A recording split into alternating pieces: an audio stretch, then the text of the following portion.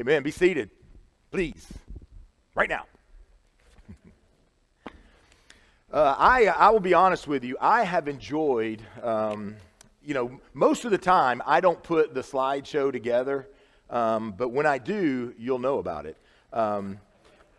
And I put this one together, and so this week I have really enjoyed being in here by myself, practicing all those songs and making sure the transitions were right. And let me just tell you something. It can get way louder than that in here. Those speakers were rocking this week. And Keith Lancaster and I, we had a really good time together harmonizing. And if I do say so myself, I can really hit that, that's what we see, but it was awesome. I had a great time. And so, yeah, it's, nod your heads or, whatever if you think that's going to take a little bit of getting used to. A little bit. But, hey, I look at it like this. Every one of us do that in the car. Hey, Terry, every one of us. I mean, we're all in concert in the car, and we don't care how it sounds. And so if you can hear yourself, we'll turn it up. That's okay. But it is a great thing to be able to use technology. It's a great thing to have resources to where, we can make things as difficult as they are now. We're just trying to do whatever we can to make the worship experience just that. And it's a worship experience. And so what we lack in numbers, we're gonna try to make up in innovation, because there's nothing that we can do to substitute all of us being together. And that's how God designed us. It's not good for us to be alone. It's not good for us to be physically distanced. We are, as we've said, we've made a joke about it, but it's the truth. We come together with unveiled faces, but now we kind of, it is what it is. But we are made to be in this community, and we are made to sing in this community, and we are made to commune together and to learn together and worship together. And what we lack in community, we will try to bridge that gap with innovation and just do the best we can to lean on each other, to lean on God during these trying, unprecedented times. I know we've all heard this joke, but I'm going to say it again. I can't wait to get back to some precedented times. I'm tired of the unprecedented. I want some precedented, right? Mika, are you with me? I'm ready for some precedent here. If you have your Bibles, turn with me to 2 Kings chapter 6. We're going to be in there for a little bit. But last week we started this sermon. I don't know if I'm going to call it a sermon series. That would be too precedented. This is unprecedented time. So I don't know if it's a sermon series or not, but I've kind of got this theme going where I want to build on last week where we talked about our declaration of dependence. And when we, as a nation, and I use that term we because, we weren't there, but, when the founding fathers of this nation declared their independence from England and started on this journey, this vast experiment that we call the United States of America, they because of all of the bad that was associated with being part of Great Britain or being part of England, because of all the bad, they got to this point where it's like, we can't take this anymore. We're not going to live under the tyranny of a foreign king. We're not going to live under this taxation and all of these issues. And so we are going to be an independent nation. And all they did is declare independence from one thing and dependence to another. And so as Christians, we have to get to a point where we are declaring our independence from the tyranny that exists in our life, the sin and the fallenness. And when that tyranny gets great enough, hopefully we will declare our dependence on God. We will declare our absolute need for God's sovereign rule in our life instead of our own, because what started all of this, what initiated the tyranny in the first place, was this one simple question. Way back in the Garden of Eden, and let me tell you something, you got to go through a lot of pictures online of the Garden of Eden to get one that you can show in church. Let me just say, all right? So this alone represents about a third of my week right here of study. But this one simple question that started all of this tyranny is, who is really in charge here? Who's in charge here? And that is a question that produces tyranny to this day. That's the question that we ask ourselves. That's what's causing all of the struggle, all of the strife, all of the issues that we face. Who's in charge here? You know, who's calling the shots? We want to be in control for the very fear of not being in control. I mean, that was the original issue that we faced, that humanity faced in the garden, is being in control. And if you listen to what Eric read this morning, in the garden, Satan calls into question God's trustworthiness. That was the initial reality that we were struggling with. Did you hear what he read this morning in Genesis? Is when Satan comes to Eve and he says, "Hey, did God say you can't eat of all these trees? Did God say that you can't take care of yourself with all this stuff? That He's keeping all this from you?" No. We can eat anything. See, he already starts the questioning process.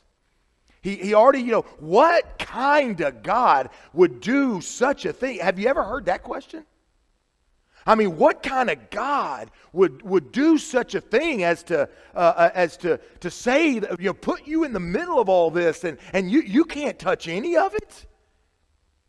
No. We can't see. Satan automatically gets us on the defensive, because if we are defending, then there's something.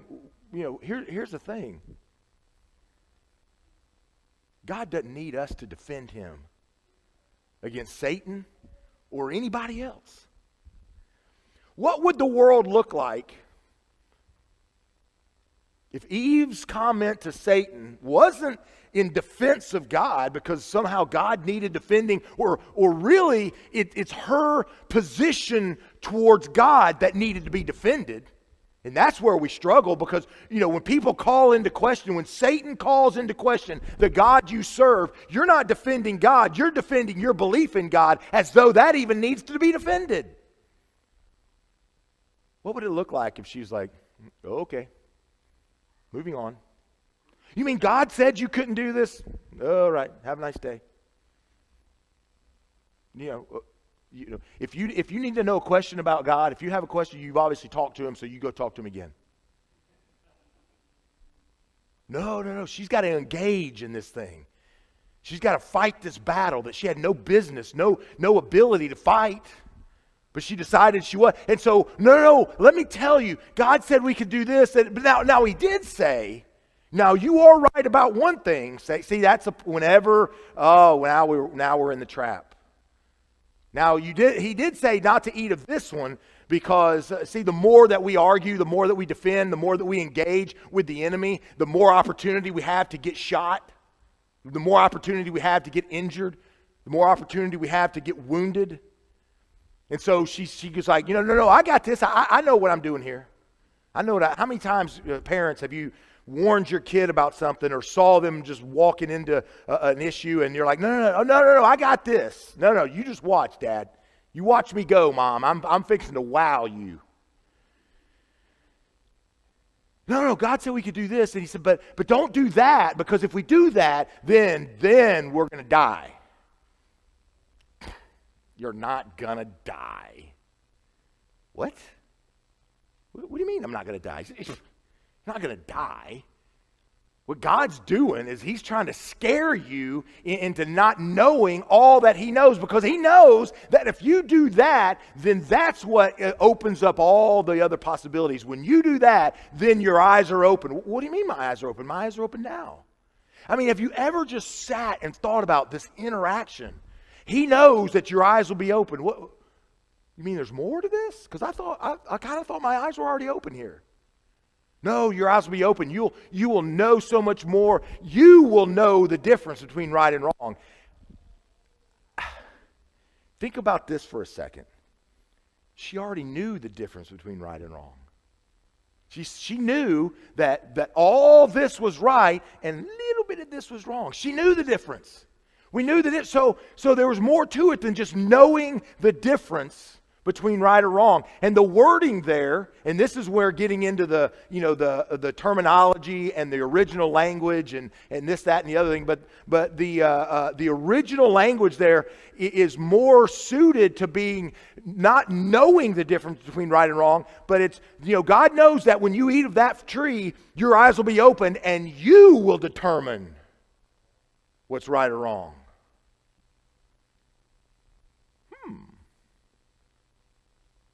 Things just got interesting. You've piqued my interest, serpent.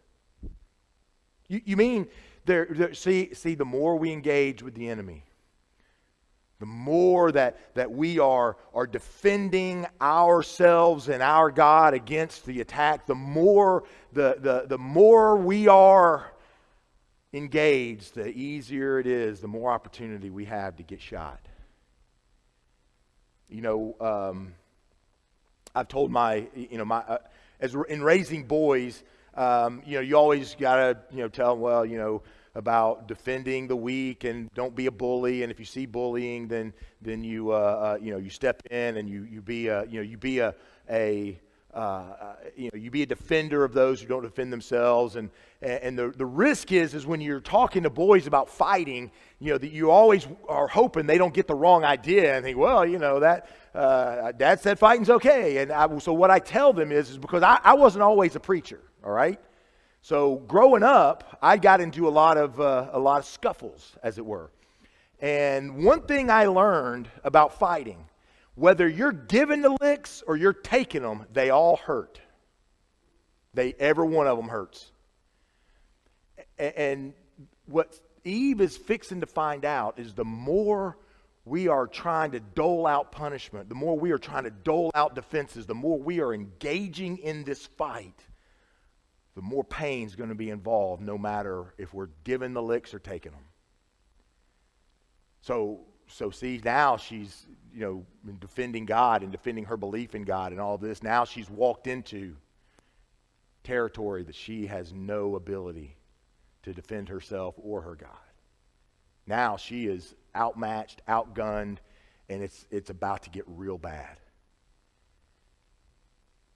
How much better, just think about it in your own life here, because Satan is the representation of evil. Satan is the representation of not doing what you're supposed to be doing when you're supposed to be doing it. Satan is the representation of sin.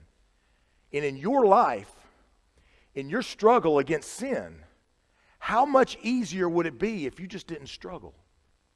Because the more you fight against sin, the more that you think about it? The more that you tell yourself, I'm not going to get on my phone during church, all you can think about is your phone. The more I think about I'm not going to drink that, all I think about is how thirsty I am. The more I talk about this a lot. When Vic was pregnant with or giving birth to our oldest son, it was the first time that she experienced the joy of childbirth. That woman got more thirsty than I've ever seen a human being in my life get thirsty. And she was about to have a C-section, and you're going into surgery, and you can't have anything taken in, right? And so the more that they told her that she couldn't have anything to drink, Michelle, what happened? Got thirstier. At one point, and she was like, when the nurse left the room, she looked at me. This is a grown woman. She looked at me and she said, "Get me something to drink." I said, "Honey," literally, I said, "Honey, they said you can't drink because if you drink, then you could have a problem and you would die." She goes, "Oh, I'm not going to die." And I thought, no, it's in Genesis. We're living it right now. It's the tree of good and evil. She said, "Oh, I'm not going to have a problem." It's ridiculous. And they kept saying, I promise you, they kept telling her, oh, but this, you're going to have your baby, and we're going to take you to surgery, and you're going to this and that, we're going to cut, and you're going to have him, and it's going to be so wonderful, and you're going to be holding him. And she said, and I'm going to be drinking. That's all that was on her mind. The more we struggle against, the more our humanity gets wrapped up in the sin that we are trying to avoid. That's what Romans 8 is all about when Paul says, look, what I know I'm supposed to do, I don't do, and the things that I don't want to do, that's what I find myself doing. Sin is not to be fought. There is a surrender that happens where then it just dissipates, and we're going to get to that. But see, Satan calls into question God's trustworthiness. And if we can't count on God, all I'm left with is counting on myself.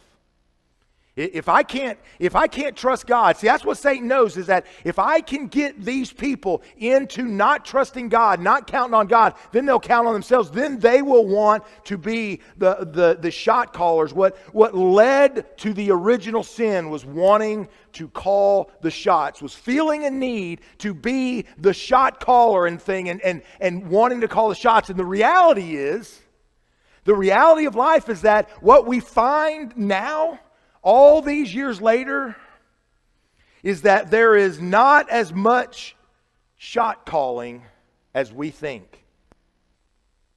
You see, that's our problem now, and that's where all of our social strife comes from. That's where all of our economic strife comes from. That's where all of our pandemic strife comes from. Is who's going to be the caller of the shots? Who's going to be the strong one and who's going to be the weak one? Wherever this virus came from and whatever cover-up there was or wasn't, or, and about the Chinese did this or they didn't do that, all of that comes from wanting to be in charge, in control, whether it's on a local level, a national level, or a global level. Who is in charge around here? Who's calling the shots? And the problem is that we are feeble when it comes to calling shots. What it really boils down to is fear.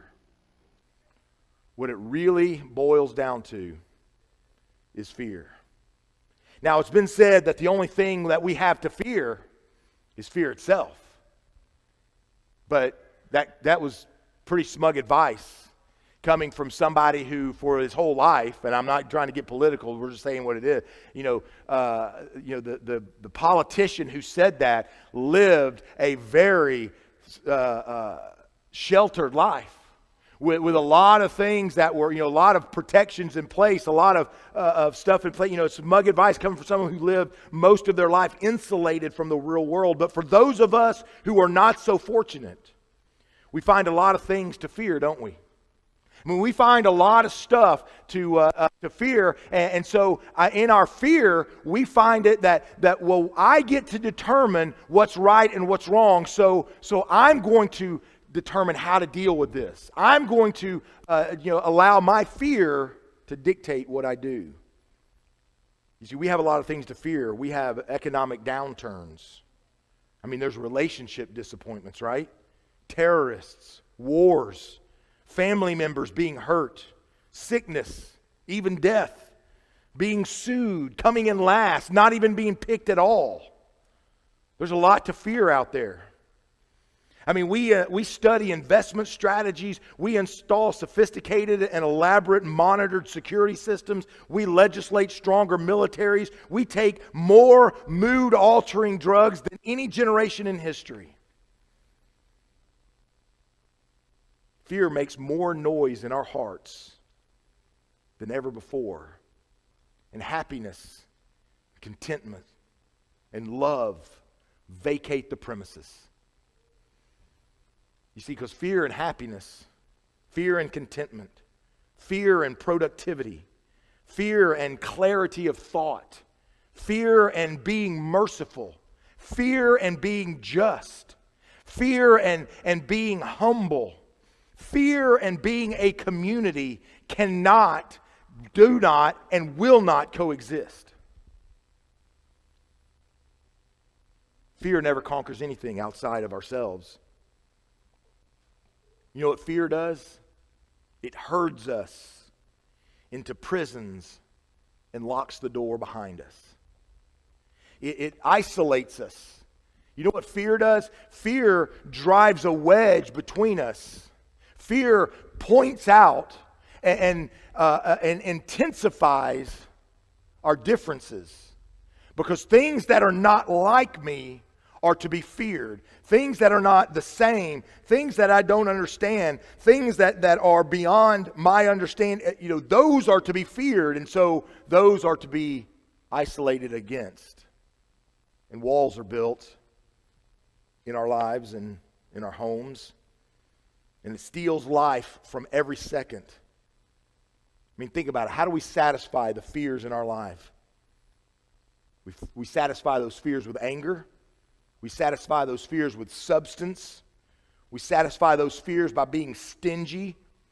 We satisfy those fears by being controlling. But what if I told you today that there was a way to go through life? I mean, even these current circumstances, the current situations, circumstances, pandemic, social tensions, all those things. What if I told you that there was a way to go through this life without fear? Could I interest you in a life like that? I feel like a used car salesman. What can I do to get you into a life of fearlessness today? Would you be interested in that life? I'm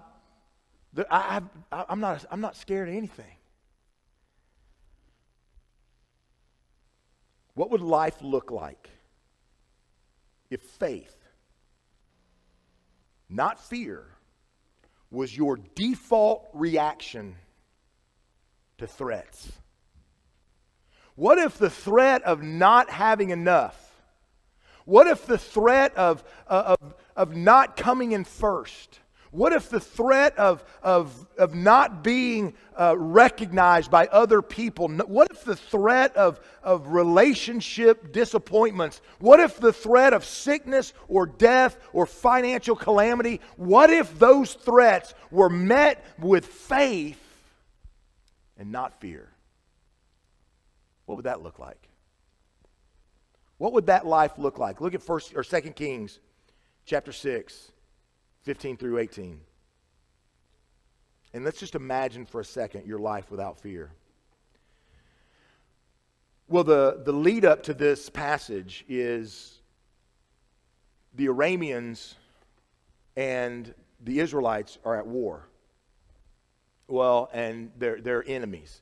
And so the Arameans are trying to sneak up on and to attack and get a hold of the Israelites. But the Israelites have this secret weapon that the Arameans they couldn't figure out, and that was that Elisha was listening to the voice of God, and God could see every time they were about to get ambushed.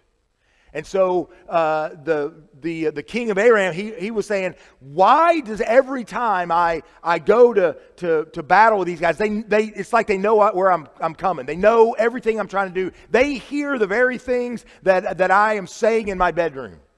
They said, well, the man of God is with them, and he is, he's telling them. And so what happens is that when the Israelites are asleep, the Arameans, they sneak up and they surround them.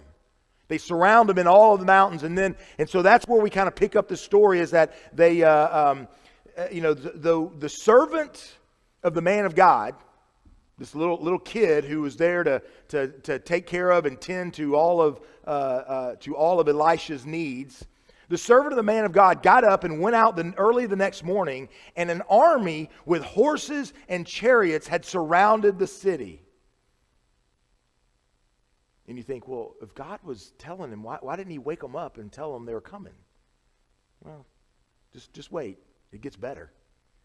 So he wakes up in the morning and he goes out, and just imagine, this guy, he's probably, maybe 15, 18 years old, whatever, a kid back then. He's like, oh man, what a night. I tell you, that's some weird dreams.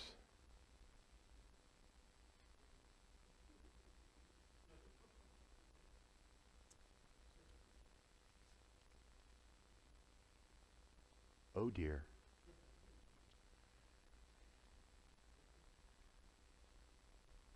Elijah, I'm gonna need you to come out here. I'm gonna need you to. Oh, they're behind us too. Elijah, get out here.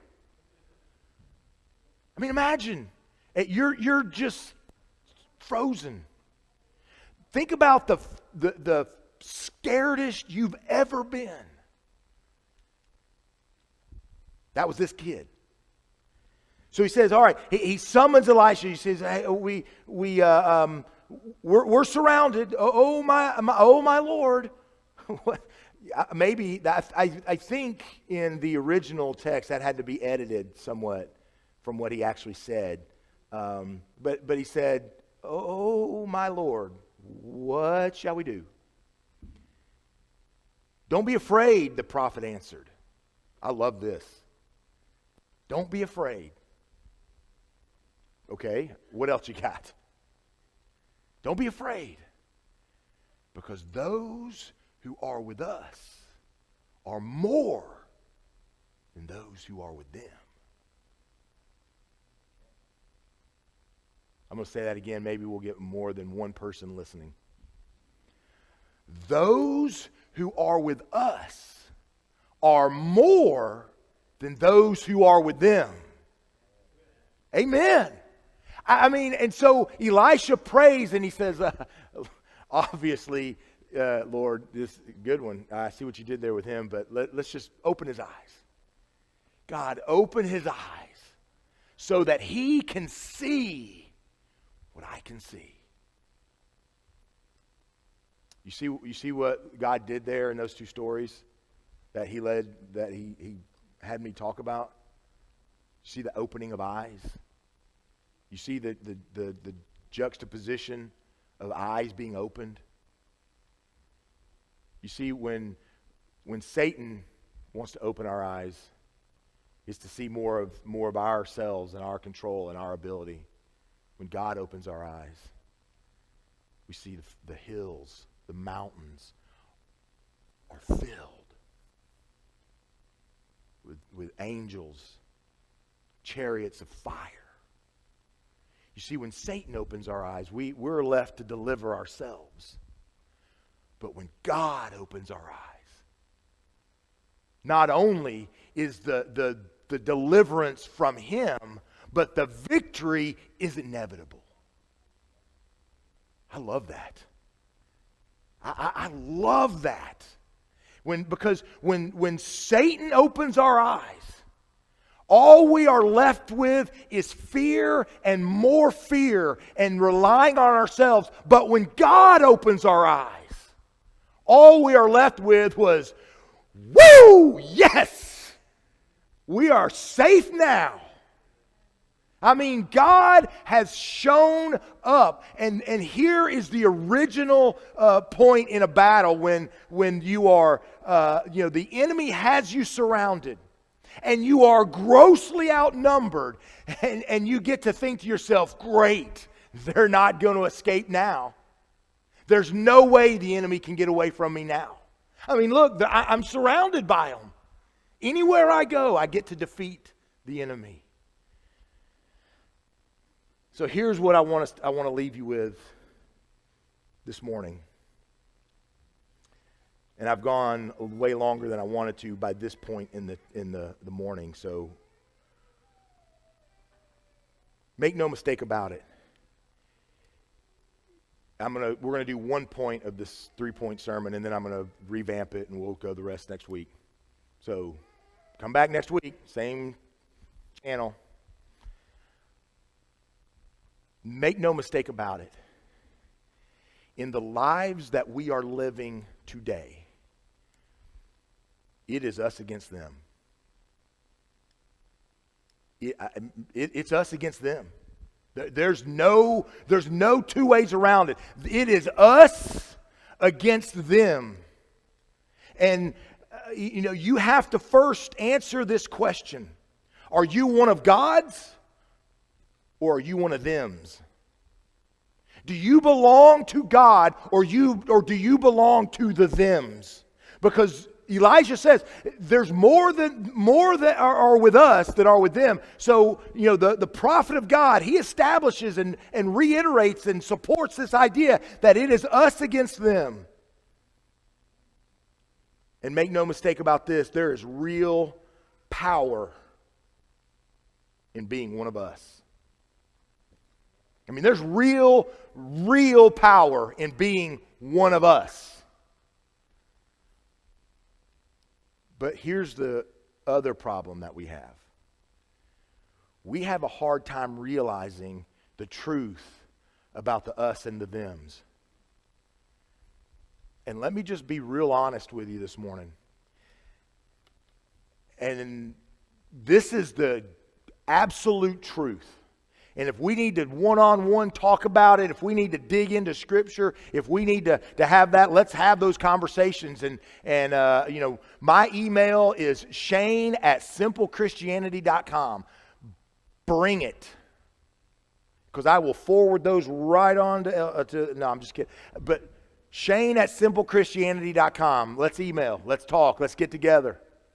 Because here's the reality about it's us against them. We are the us, but the them are not people. Them are not people. They're not. And I'm not talking about, people, well, they are outside. No. They're not people.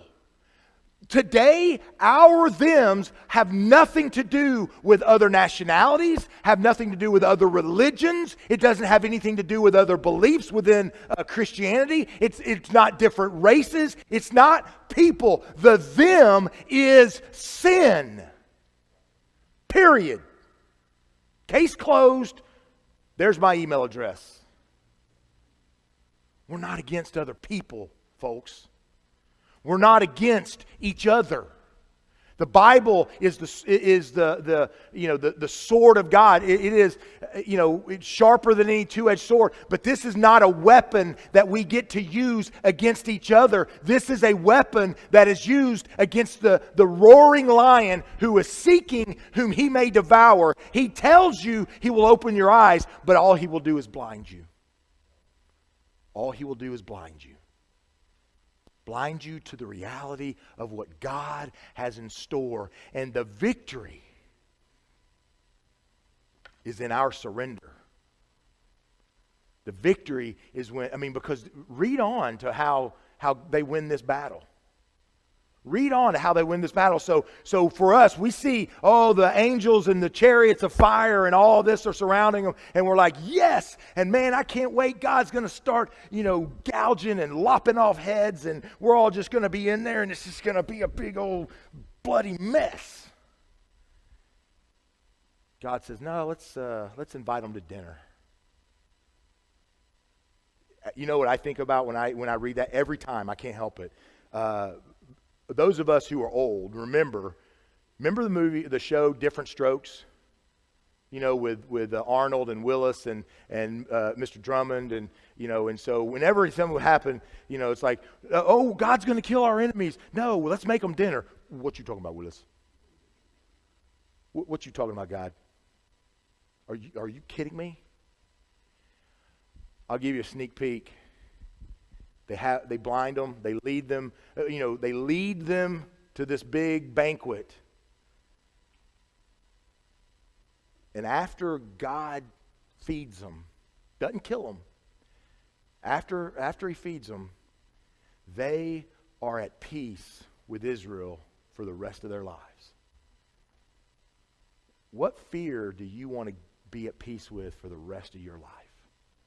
What sin do you want to see conquered in your life for the rest of your life? What are you so tired of being afraid of, so tired of being dogged with and chased after? And what are you just weary of dealing with? Do you want to see that conquered in you in this world for the rest of our lives?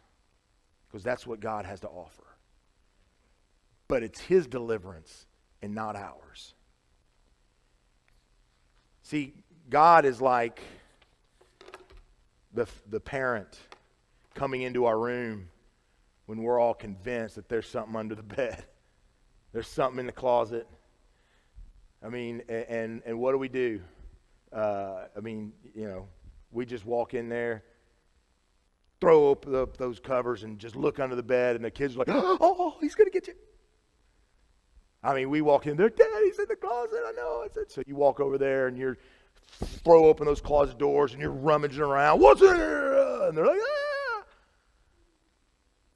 I mean, that's about as concerned. I mean, that's about as scary as things are for God that we're so petrified of. Something under the bed. Something in the closet. And how do we deal with that as parents? Can we let God deal with what scares us? What causes our anger? What drives us to covet? What creates in us an envy or a lust or a greed or a hatred? Can we allow God to drive that out of us like something under the bed or some boogeyman in the closet? Because when Satan has us surrounded, that's when God's fixing to show up. I mean, when Satan's got us surrounded, God is going to show up. This morning, we're about to sing a song together, Firm Foundation. I'm going to invite you to go ahead and stand up and stretch your legs and, at home, so we're going to sing this. Now, their rendition of Firm Foundation is like a sprint. So this is, I think, the pace that it's supposed to be at, but all week, man, I start sweating singing this song because they are singing it quick. So this morning, I want to leave you with this. May the God of peace shine his face upon you. May you experience the mercy and the grace that only he may offer you. As we sing this song together, can we celebrate the solid rock, the firm foundation that we are standing on in Jesus Christ? Join us together as we sing.